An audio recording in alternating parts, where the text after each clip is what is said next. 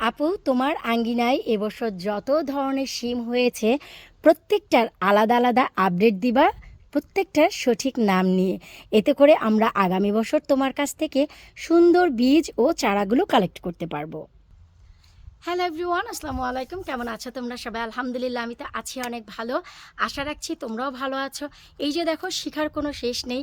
এত বড় বাগানি আমি, তারপরেও তোমাদের কাছ থেকে এই প্রশ্নটা পেয়ে কত বড় একটা আইডিয়া হয়েছে যে আসলেই তো আমরা এই যে বাগান করি, ভিডিও করি, তো তোমরা যে আইডিয়াটা দিয়েছো আমাকে, it's really amazing idea.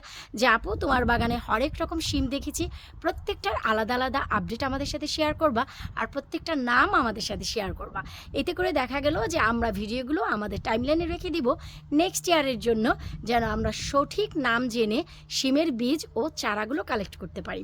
Thank you so much. তোমরা এখন থেকেই labunikichen.co.uk আমার ওয়েবসাইটে নজর রাখো।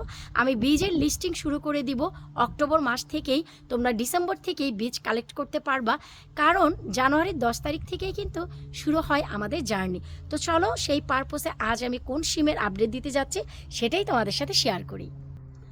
আলহামদুলিল্লাহ, ক্যামেরাটা আমি উপরের দিক থেকে নিয়ে আসছি, তোমরা দেখতেই পাচ্ছ। একদম উপর থেকে, আকাশ থেকে নিয়ে যেই পর্যন্ত তোমরা তাকাবা সেই পর্যন্তই ঝাঁকে ঝাঁকে শিম তোমরা দেখতে পাবা। আর চলো আমরা শিমগুলো দেখি, আর এই শিমের নাম কি সেটাও আমরা জেনে নেই। দেখতেই পাচ্ছ, এই শিমটা আমাদের বাজারে কিন্তু অহরহ পাওয়া। তো যাই হোক, এবার চলো আমি বলছি এই সিমটার নাম কি, এবং এই সিমটা কিন্তু আমাদের বাংলাদেশের বাজারে অ্যাভেলেবেল। আমার শ্বশুরবাড়িতে এই সিমটা করে। এটা হচ্ছে ইপসা টু কালো। তার মানে হচ্ছে ইপসা টু দুই ধরনের হয়, একটা পুরোই সবুজ হয়, আরেকটা হচ্ছে এই যে বর্ডারটা, এই বর্ডারটা হচ্ছে ঠিক এইরকম খয়েরি রঙের হয়। আর এটার ফলন আকাশ ছোঁয়া।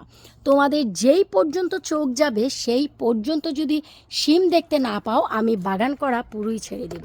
এই যে দেখো, যেই পর্যন্ত তোমাদের চোখ যাবে সেই পর্যন্ত আমি একটু শিমটা বের করছি, দাঁড়াও। ওই শিমটা ওইখানে আটকা পড়ে আছে। এই যে, কই রে বাছাদন, বের হ বের হ। এই তো, যেই পর্যন্ত তোমাদের চোখ যাবে সেই পর্যন্ত তোমরা শিম দেখতে পাবা।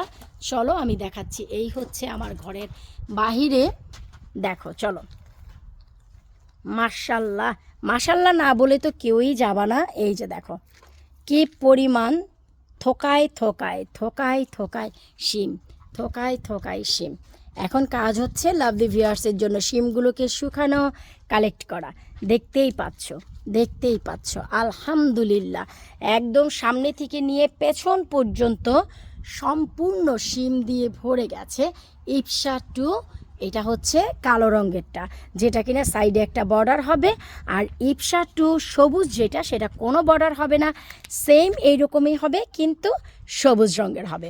তো তোমাদের এই আইডিয়াটা ভালো লাগার কারণে চিন্তা করলাম যে না, লাভলি ভিউয়ার্সের জন্য আমি একটা এই আপডেট দিয়ে দিই। আর এই শিম গাছটায় আমি কি খাবার দিয়েছি সেটাও তোমাদের সাথে শেয়ার করি। আমি এই গাছে যে যত্ন দিয়েছি, প্রতিনিয়ত গাছের পাতাগুলোকে ছাঁটাই বাছাই করেছি। অনেক আপু ভাইয়ারা আমাকে কমেন্ট করেছো যে আপু, ভিডিওগুলো যদি একটু ডিটেলসে আমাদের বলে দাও, আমাদের জন্য অনেক উপকার হয়। আবার কেউ কেউ বলো যে আপু, ভিডিওগুলো বড় করবা না, আমাদেরকে সংক্ষিপ্ত বললেই আমরা বুঝতে পারবো। থ্যাংক ইউ সো মাচ তোমাদের দুইজনকেই। যারা একটু 2-1 বছর যাবৎ গার্ডেনিং করছো, তারা অনেক কিছু শিখে গেছো, তাই তারা সেকেন্ড কমেন্ট করেছো। আর যারা একদমই নতুন বাগানি, একদমই নতুন বাগানি, তারা হচ্ছে প্রথম কমেন্টই করেছো। সো দুইটা কমেন্টকে আমি অ্যাপ্রিসিয়েট করি। তো আমি শুরুতেই বলছি যে আমি যত্ন কি দিয়েছি। প্রতিনিয়ত আমি গাছের এই পাতাগুলোকে ছাঁটাই বাছাই করে দিই, নাম্বার 1। নাম্বার 2 হচ্ছে, অতিরিক্ত যদি কোনো সাকার টেন্ডার বের হয়, সাকার লিভ যেটা শুধু পানি খায়, সেই ডালে কোনো ফল আসে না, সেটাকে সাকার বলা হয়। আমি তোমাদেরকে যদি এক্সাম্পল দিই তাহলে আমি একটু ইজি হবে। কিছু কিছু গাছের ডাল আছে, বিশেষ করে দেখবা গোলাপ গাছে শুধু ডালই হয়, কিন্তু সেই ডালে কোনো ফুল বা ফল হয় না, সেটা হচ্ছে সাকার, শুধু পানি খায় আর বাড়তে থাকে, দ্যাটস ইট। সেই সাকার যে ব্রাঞ্চেসগুলো, সেইগুলোকে আমি প্রতিনিয়ত কেটে দিয়েছি। এরপর আমি যে কাজ করেছি, আমি হচ্ছে প্রতিনিয়ত ওই যে দেখতে পাচ্ছ পটের মাটি নিড়ানি দিয়ে নিড়িয়ে দিয়েছি। এরপর আমি এখানে নাইট্রোজেন বুস্ট করার জন্য কোনো ধরনের খাবার ব্যবহার করিনি, শুধু আমি হোমমেড পটাশ দিয়েছি। এতেই আমি ফলন দেখেছি আকাশ ছুঁয়ে গেছে, আলহামদুলিল্লাহ। এই 3টা যত্ন, এতেই আমার শিম গাছের এই অবস্থা।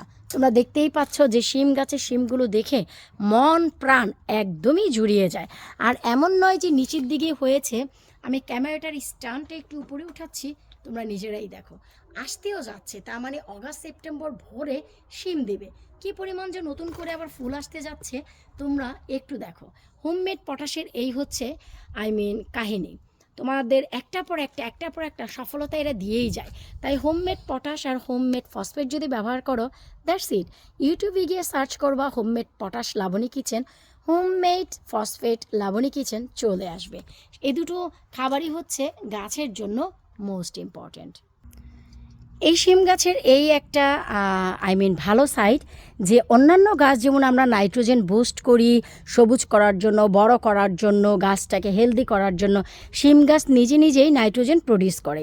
তাই এখানে হোমমেড পটাশ আর ফসফেট ছাড়া তোমাকে আর কোনো কিছুই ব্যবহার করতে হবে না।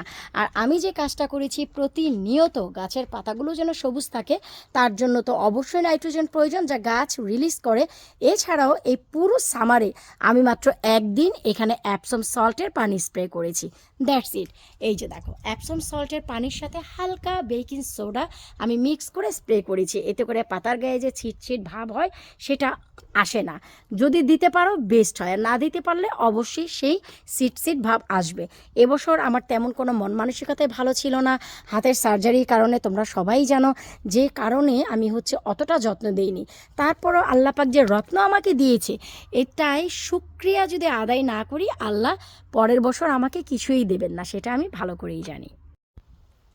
তো আমি বলবো তোমাদের এই আইডিয়া আমার ভীষণ ভালো লেগেছে। চেষ্টা করব আমার বাগানের প্রতিটা শিম গাছের আলাদা আলাদা আপডেট তোমাদের সাথে শেয়ার করতে। আমার জানা মতে এর আগে আমি একটি কেরালা শিমের আপডেট শেয়ার করেছি, আর এই হচ্ছে ইপসা 2 কালো রঙের যেটা। এরপর তোমাদের সাথে শেয়ার করব ইপসা 1, আরও যত ধরনের শিম আছে সবগুলোর আলাদা আপডেট আমি দেব। আর এই যত্ন দিয়েছি, এই খাদ্য দিয়েছি। তো বিদায় নিচ্ছি আজকের মতন, আল্লাহ হাফেজ।